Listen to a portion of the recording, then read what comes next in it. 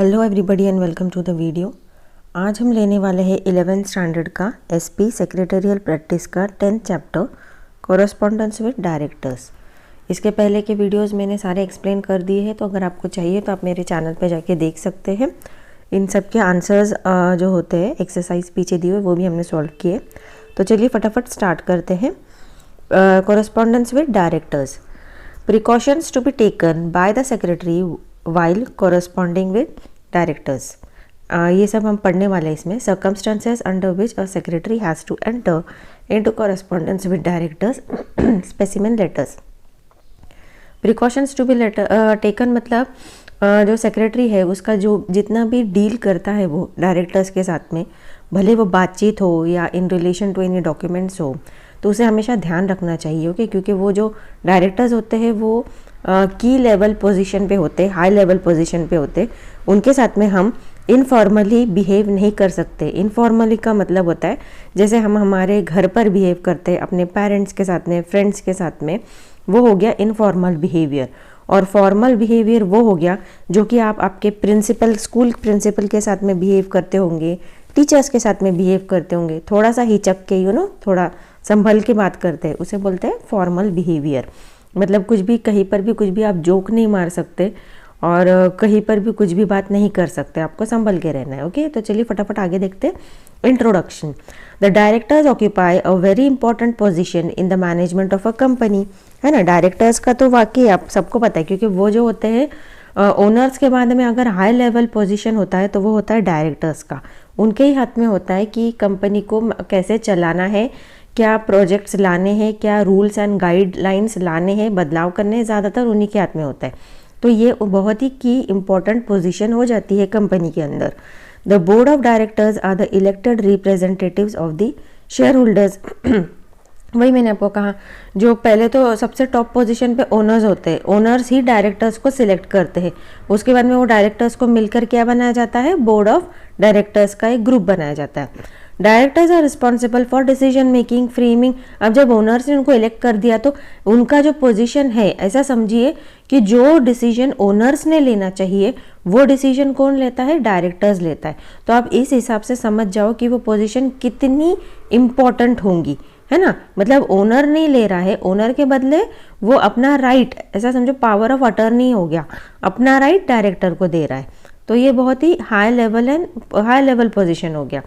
Directors exercise their powers and authorities collectively as a board, वो सब मिल के काम करते हैं।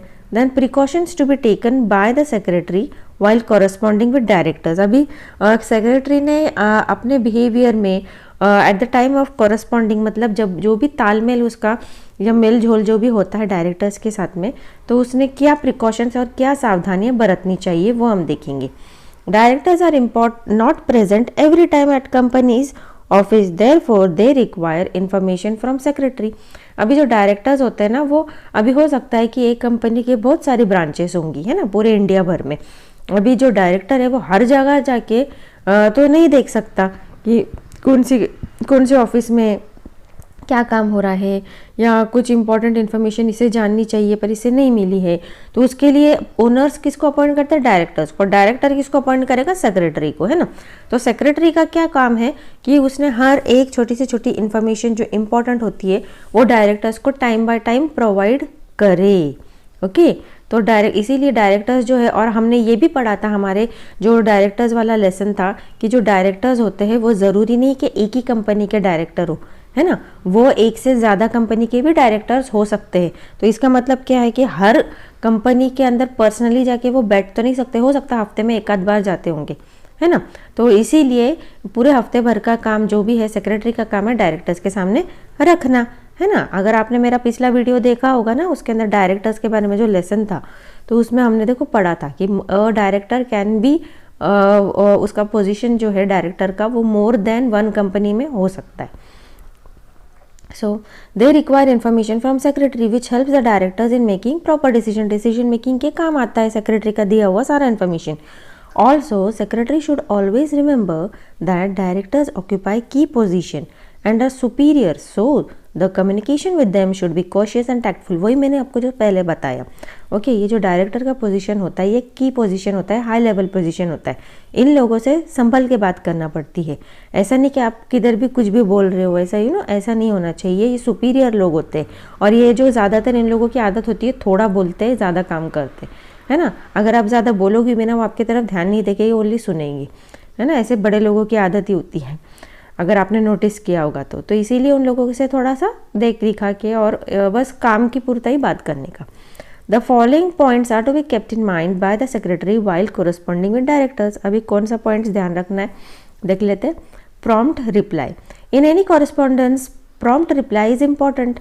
The company secretary must give prompt replies to any queries of the director. अब जाहिर सी बात है, अगर डायरेक्टर कुछ क्वेरी करता है या इंक्वायरी करता है, किसी के बारे में इंफॉर्मेशन जानना चाहता है, किसी चीज़ के बारे में, भले वो प्रोजेक्ट हो या कुछ भी हो रिलेटेड टू कंपनी जानना चाहता है, तो कंपनी सेक्रेटरी का काम क्या है कि तुरंत उसको रिप्लाई दे। और अगर वो तुरंत उसको प्रॉपर आंसर नहीं है उसके पास, तो उसका काम क्या है कि वो ऐसे उस चीज़ से रिलेटेड वो इन्फॉर्मेशन निकाले और डायरेक्टर को टाइमली प्रोवाइड कर दे। Secretary should provide quick reply on business matter without any delay to the directors. अभी ये बिजनेस से रिलेटेड जो भी चीज़ होगी और अगर डायरेक्टर इंक्वायरी करता है तो सेक्रेटरी का काम है कि फटाफट उसको जवाब दे, आंसर दे। ऐसा नहीं कि आज नहीं कल हम उसको रिप्लाई करेंगे, ऐसा बिल्कुल भी नहीं चलेगा। जितना हो सके टाइमली फटाफट रिप्लाई कर दें। अगला politeness. courteous letters shows empathy, respect and manual understanding. It is helpful for getting favorable response and build up goodwill of the organization. Secretary should not use any harsh word while corresponding with directors. अभी कई बार ऐसा होता है कि directors को भी कुछ letters लिखना पड़ते हैं सेक्रेटरी को कंपनी की तरफ से, है ना। रिप्रेजेंटेटिव कौन होता है? सेक्रेटरी होता है। तो अभी ऐसे टाइम में क्या रहेगा कि जो भी लैंग्वेज वो यूज़ कर रहा है तो उसे बहुत ध्यान में रखना है कि हार्श लैंग्वेज नहीं यूज़ करनी है। हमने हमारे पिछले लेसन में देखा है डायरेक्टर्स क्या है, किसी के भी साथ में अगर वो लेटर लिख रहा है तो उसका काम है कि वो हार्श लैंग्वेज यूज़ ना करे। ओके, और ये इससे क्या होता है, अगर वो अच्छी और रिस्पेक्टफुल लैंग्वेज यूज़ करता है ना, इससे गुडविल बनता है ऑर्गेनाइजेशन का, है ना। कि भले आपका काम नहीं भी हो एक आधे बंदे का, लेकिन वो बंदा खुश हो जाता है कि नहीं इंसान तो अच्छा है। फिर वो अगली बार क्या करेगा, अगर आपका कोई काम है उसके पास, अगर उसके पास नहीं हो रहा है तो वो ऐसे आदमी को रेकमेंड करेगा या ऐसे आदमी के पास जाके बोलेगा कि इस कंपनी का काम करो। ये कब होता है? जब वहाँ के लोग अच्छे होते हैं ना। अगर आपने भी पर्सनली कभी एक्सपीरियंस की होगी ये चीज़ तो कमेंट में लिख दो।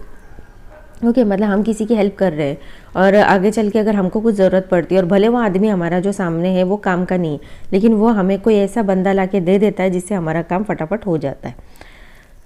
Initiative. The secretary must take a lead in making arrangements for the board meetings, है ना। ये तो सेक्रेटरी का काम ही है, हमने देखा था। ये सेक्रेटरी का काम क्या है? बोर्ड मीटिंग्स अरेंज करना अच्छे से। Secretary reminds the directors to convene general meeting of the shareholders on time. अभी सेक्रेटरी का काम क्या है? टाइम टू टाइम डायरेक्टर्स को हर एक चीज़ रिमाइंडर देना, है ना। कि अभी आपको जनरल मीटिंग ऑर्गेनाइज करनी है, शेयर होल्डर्स की मीटिंग ऑर्गेनाइज करनी, जो भी है एक्चुअली, सिर्फ जनरल मीटिंग ही नहीं, जो भी रिलेटेड है डायरेक्टर्स के काम से, वहाँ पर सेक्रेटरी का काम है उन्हें रिमाइंड करना। Secretary also helps the director in smooth conducting of meeting. अगला है accuracy. The secretary must provide accurate information, correct numerical factual presentation about the business activity to the directors and help them to take accurate and wise decision। अभी ये भी चीज़ है, ये जो information वो provide कर रहा है उसके ऊपर डिपेंड करके जो डायरेक्टर्स होते हैं वो डिसीजन लेते हैं, है ना। तो इसीलिए वो जो इन्फॉर्मेशन लाएगा वो रिलायबल होना चाहिए, उसके ऊपर मतलब भरोसा करके ही आगे के डिसीजंस वो ले सकते हैं डायरेक्टर्स। पता चला सेक्रेटरी ने कुछ तीसरी इन्फॉर्मेशन लेकर आ गया जिसका मतलब या गलत सलत इन्फॉर्मेशन लेकर आ गया, उससे क्या हो जाएगा, वो जो आगे के जो फ्यूचर डिसीजंस लेने वाले हैं डायरेक्टर्स, वो कुछ हो सकता है वो फिगर्स और नंबर्स के वजह से कुछ अलग ही डिसीजन ले ले और वो कंपनी को भारी नुकसान पहुंचाए। इसीलिए सेक्रेटरी का जो रोल है बहुत इंपॉर्टेंट है, ध्यान से करना है उसे और सब कुछ सही करना है, गलत कुछ भी नहीं करना है। देन ब्रेविटी देखते हैं। The secretary should always provide all the information in concise और कॉम्पैक्ट मैनर। अभी पूरा कंप्लीट इन्फॉर्मेशन लाए, वरना आधा अधूरा लाएगा तो वो भी कुछ काम का नहीं है। आधी इन्फॉर्मेशन तो ऐसा समझो वो बहुत ही ज़्यादा डेंजरस होती है, तो इसीलिए पूरा इन्फॉर्मेशन इसने लाना चाहिए। Correspondence with the directors must be brief and to the point. Secretary should provide maximum information in minimum word. वही, ज़्यादा बात नहीं करने का, थोड़ा बात करने का, लेकिन काम का करने का, है ना। ज़्यादा अगर वो कुछ प्रोवाइड कर रहा है इन्फॉर्मेशन डायरेक्टर्स को, तो इन्फॉर्मेशन का जो मटेरियल होगा वो ज़्यादा चाहिए, लेकिन जो वर्ड्स वो यूज़ कर रहा है वो कम होना चाहिए। ऐसा नहीं कि वो लंबी चौड़ी स्टोरीज लिख कर ला रहा है 4-4 पेजेस की, क्योंकि डायरेक्टर्स के पास टाइम नहीं होता इतना पढ़ने। जैसे हम लेटर्स के अंदर सब्जेक्ट लिखते हैं ना, टू द पॉइंट, कि उतना पढ़ के सामने वाले को इन्फॉर्मेशन मिल जाता है, उसी तरह से इसने डायरेक्टर्स के साथ में भी ऐसी चीज़ें करनी चाहिए। A letter should not be too lengthy, वही मैंने आपको कहा, लेंदी मतलब लंबा नहीं होना चाहिए। अननेसेसरी डिटेल, इररिलेवेंट इन्फॉर्मेशन और explanation, lengthy paragraph etcetera should be avoided, है ना। जो चीज़ों की ज़रूरत नहीं है वो चीज़ों की इन्फॉर्मेशन नहीं डालने का। इररिलेवेंट इन्फॉर्मेशन, जिससे वो रिलेटेड है ही नहीं, जो इंक्वायरी या उसने कुछ करवाया रहेगा, बिठाया रहेगा डायरेक्टर ने, उससे रिलेटेड अगर कोई इन्फॉर्मेशन नहीं है या फिर कुछ तीसरी प्रोजेक्ट का इन्फॉर्मेशन है, वो इसमें नहीं डालने का। लंबे लंबे पैराग्राफ्स नहीं डालने, टू द पॉइंट रहना चाहिए। Then circumstances under which a secretary has to enter into correspondence with directors. अभी ऐसी कौन सी सिचुएशंस या ऐसे मौके आन पड़ते हैं जहाँ पर सेक्रेटरी को डायरेक्टर से डील करना पड़ता है, आमना सामना होता है। चलिए देखते हैं। The following are some of the circumstances under which a secretary enters into correspondence with the directors. Notice and agenda, routine board meeting. जब भी नोटिस एंड एजेंडा के बारे में कुछ प्रिपरेशन होता है, उसके इसमें भी उसको डायरेक्टर्स से डील करना पड़ता है। नोटिस मतलब क्या, कुछ शेयर होल्डर्स के साथ में अगर आप मीटिंग ऑर्गेनाइज करने वाले हो तो शेयर होल्डर्स को नोटिस देना पड़ता है ना। या शेयर होल्डर्स ही नहीं, डायरेक्टर्स की मीटिंग हो रही है तब भी नोटिस इशू करना पड़ता है। एजेंडा मतलब क्या, जो भी हम डिस्कशन करने वाले हैं मीटिंग में, वो एजेंडा का कॉपी वो बताना पड़ेगा बोर्ड मीटिंग में, है ना उसको, या उसके लिए जो लगता है तो डायरेक्टर से एक बार रीचेक करवा लेना चाहिए। Then disclose personal interest of director in a contact. Disclose personal, अगर कोई डायरेक्टर कुछ गलत काम कर रहा है या उसका खुद का मतलब या इंटरेस्ट मतलब उसका खुद का फ़ायदा देख रहा है किसी चीज़ में और कंपनी का उसमें नुकसान है, ऐसी कोई चीज़ है, तो वो बोर्ड ऑफ डायरेक्टर्स के सामने रखना वो सेक्रेटरी का काम है। Report to the director who was absent for a meeting. अगर बोर्ड मीटिंग ऑर्गेनाइज की है लेकिन कोई डायरेक्टर अगर एब्सेंट है, प्रेजेंट नहीं है, तो उसके बारे में रिपोर्ट करना। और अगर उसके बहुत सारे एब्सेंटी हो रही है, बोर्ड मीटिंग में वो अटेंड नहीं कर रहा है, तो उसे उस पोजीशन से निकाला भी जाएगा। Reminding the director of the provision regarding absenteeism of the board meeting. अगर जो बंदा बार बार एब्सेंट हो रहा है उसके बारे में इंफॉर्मेशन देना हर वक्त बोर्ड मीटिंग को, ये भी ज़रूरी है, और उसके कितने एब्सेंटी हो गए वो भी।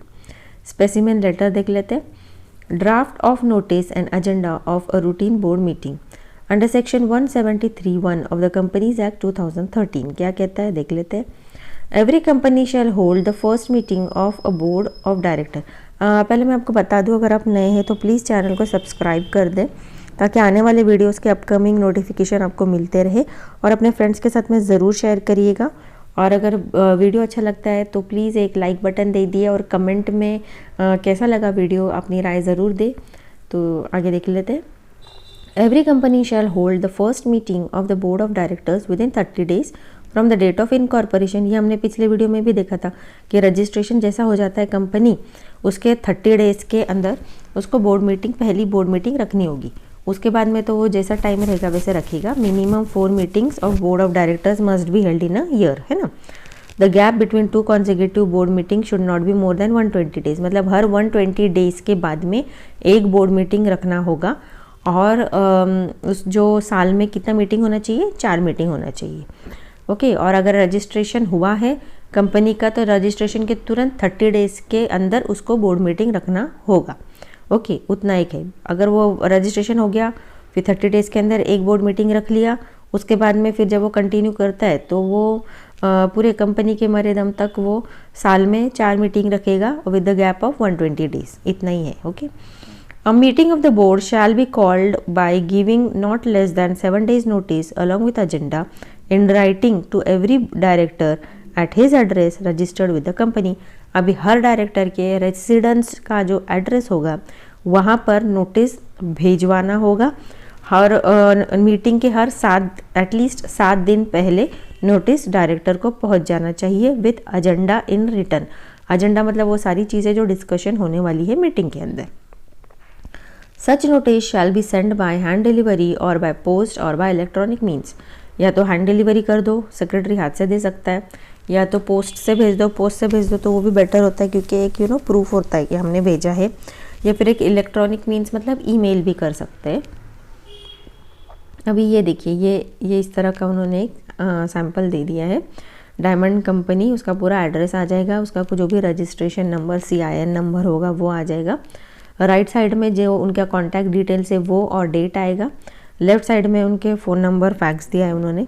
रेफरेंस नंबर मतलब इस लेटर को हम एक नंबर दे देंगे ताकि आगे चल के हमें अगर इसी लेटर से कुछ बात करनी है तो हम ये रेफरेंस यूज़ करेंगे।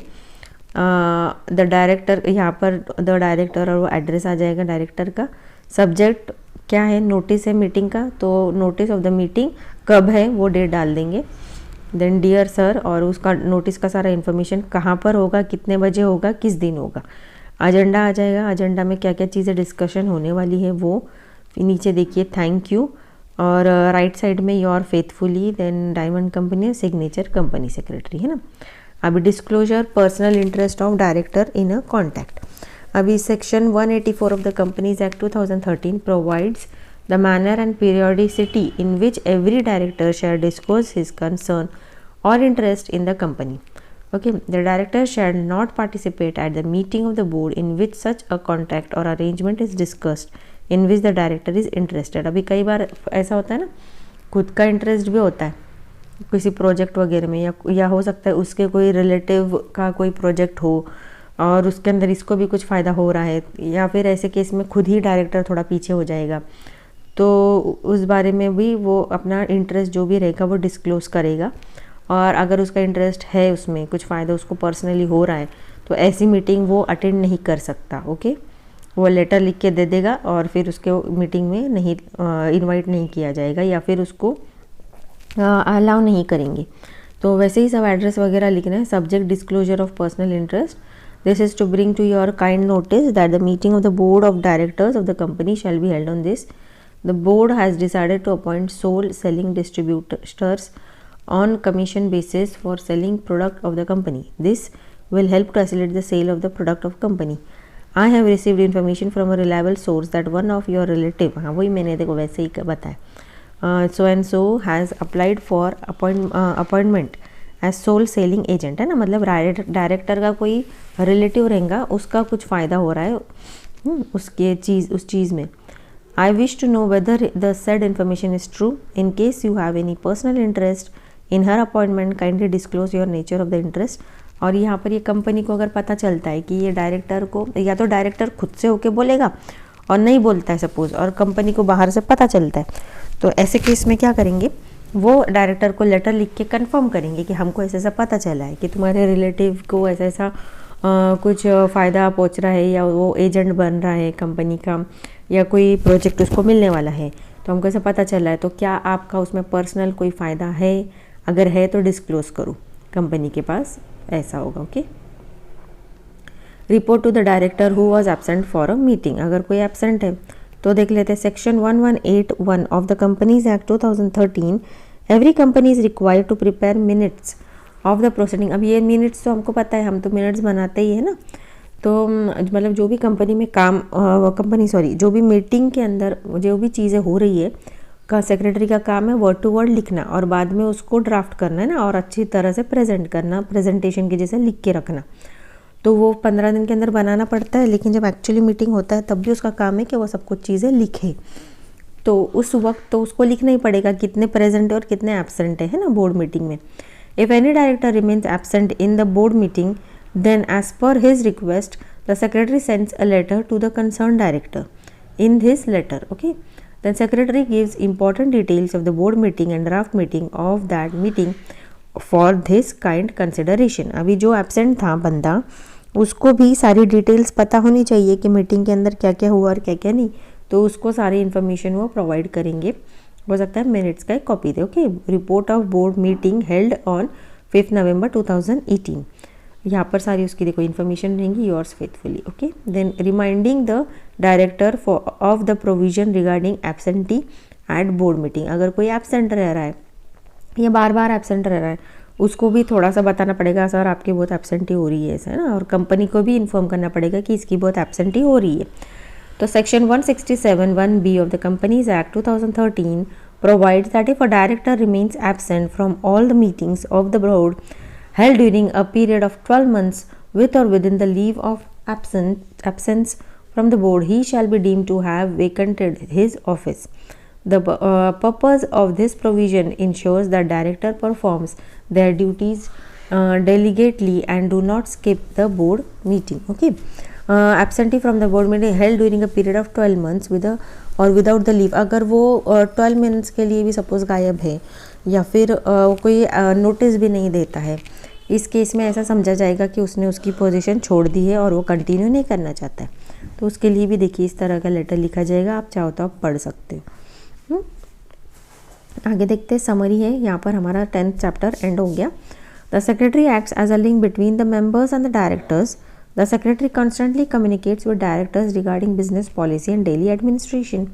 The secretary has to correspond with directors on important occasions such as draft notice and agenda of routine board meeting, disclosure of personal interest of directors in a contact, report of the director who was absent for a meeting, requesting director to be present as an expert, retirement of director etc.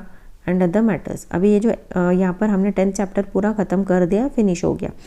अभी ये जो exercise है इसके मैंने answers आपको दे दिए हैं, आपको चाहिए तो आप मेरे चैनल पे जाके चेक कर लो, बाद में मैं इसका प्लेलिस्ट वगैरह सब कुछ बना दूँगी ताकि आपके लिए ईजी हो सब आंसर्स और एक्सप्लेनेशन साथ में देखने के लिए। ओके, और अगर आप नए हैं तो प्लीज़ सब्सक्राइब कर दो, अपने फ्रेंड्स के साथ में शेयर कर लो।